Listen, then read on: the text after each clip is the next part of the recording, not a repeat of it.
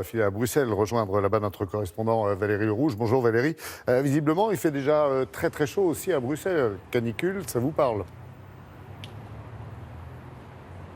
Oui, 34 degrés attendus aujourd'hui à Bruxelles. C'est assez exceptionnel quand même. On appelle ça une journée tropicale ici à l'Institut Royal de Météorologie. C'est un peu moins anxiogène que canicule peut-être. Alors des mesures ont déjà été prises pour protéger les travailleurs. Des tournées plus matinales pour les éboueurs. Idem pour les pressings qui fermeront plus tôt. Les commissariats de quartier également, souvent mal climatisés, fermeront à 15h. Et puis les promenades en calèche à Bruges ou Anvers ont été supprimées pour le bien-être des animaux. Alors, semaine de canicule un petit peu partout, effectivement. Merci de nous le rappeler, Valérie. C'est aussi une semaine de Pride, la fierté de la communauté homosexuelle. Et là, dans les institutions européennes, on n'est pas très à l'aise. C'est très conservateur comme réaction, apparemment. Oui, alors il y a deux couples qui bousculent un petit peu l'administration des institutions européennes et du Parlement européen en particulier. Un couple de femmes, un couple d'hommes qui ont chacun eu un enfant. Les premières par procréation médicalement assistée, les deuxièmes par une GPA, une mère porteuse aux États-Unis. Bon, jusque-là, pas trop de problèmes avec leur administration, jusqu'au moment où ils ont demandé un congé maternité ou l'équivalent 20 semaines pour élever leur enfant. Et là, on leur a dit bien non, si vous n'avez pas accoucher pour la maman. Si vous n'êtes pas papa biologique, eh bien, il n'y a pas de raison d'avoir un congé paternité ou au maximum 10 jours comme pour n'importe quel papa. C'est une discrimination à leurs yeux. Ils ont porté l'affaire devant la Cour de justice de l'Union européenne. Ils ont interpellé la médiatrice de l'Union qui va dans leur sens et qui demande aux institutions de revoir leurs règles. C'est un reportage de Charlotte Dupont et Frédéric Furnémont. Des passages piétons aux couleurs du drapeau gay et lesbien. En façade, le Parlement européen affiche son soutien à la communauté homosexuelle, mais en coulisses, c'est une autre histoire, comme le constate ce futur papa gay, attaché parlementaire. Il y a une sorte de double discours entre ce qui est montré et ce que je vis moi dans mon quotidien en tant qu'employé du Parlement.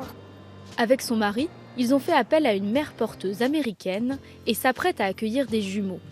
Comme tout parent, ils se préparent à l'arrivée des bébés et demandent au Parlement européen un congé équivalent au congé maternité.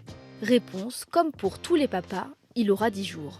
Si on était deux papas à travailler ici au Parlement européen, à la fin, donc, on recevrait chacun 10 jours pour des jumeaux. Donc, je vous laisse imaginer la galère, la difficulté que c'est d'abandonner des enfants à une nounou après 10 jours. Moi, je ne me le souhaite pas. En comparaison, pour des jumeaux, une mère a droit à 24 semaines d'arrêt. Ce que je veux, c'est avoir un congé d'un temps suffisamment long pour créer un vrai lien avec mes enfants. Ça, c'est la première chose. Et la deuxième chose, c'est que je veux que soit établi clairement dans les règles du Parlement européen le fait que deux papas recevront le même temps de congé qu'un couple hétérosexuel. Pour faire bouger les choses, Grégory Merli a lancé une requête auprès de la médiatrice européenne qui s'est saisie du cas. Je pense que la manière la plus simple et la plus correcte de régler ce problème est de se baser sur les droits fondamentaux des enfants qui donnent une protection égale à tous les enfants. Toutes les institutions européennes devraient se rendre compte qu'elles ne peuvent pas faire de discrimination.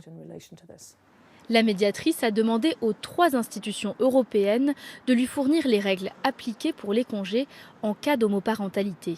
Mais dans ces institutions, le chemin vers l'égalité reste encore long. Pour le moment, aucune d'elles n'a mis en place de mesures claires. Alors en France, l'administration n'est pas plus progressiste, mais des groupes privés se montrent plus indulgents à l'égard de leurs salariés papa gays en accordant des congés, même s'ils ne souhaitent pas en faire la publicité. Et alors il y a un pays qui est plus progressiste en la matière, vous allez me dire sûrement les Pays-Bas ou la Suède. Non, c'est la très catholique Espagne qui vient de proposer des congés de 5 à 8 semaines désormais pour les papas, qu'ils soient hétéros ou homo. Et ce sera même 16 semaines d'ici à 2021, exactement comme les mamans hétéros. On est un peu surpris. Merci en tous les cas pour toutes ces précisions fort utiles. Merci Valérie et puis mettez-vous vite à l'abri du soleil.